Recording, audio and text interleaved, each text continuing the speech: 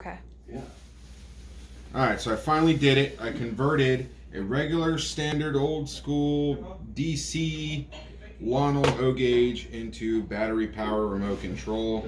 I basically raped a cheap Lionel G scale Polar Express, took out all the guts, added it in here, added an 11.1 lithium battery for my airsoft gun.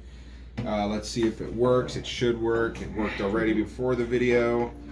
I'm gonna splice these wires together so there's no on switch. It helps if I plug it in first. Plug it in like so. Make sure the antenna wires over on this side. Press the button to turn it on. Solo has to make sure if it fits, it sits.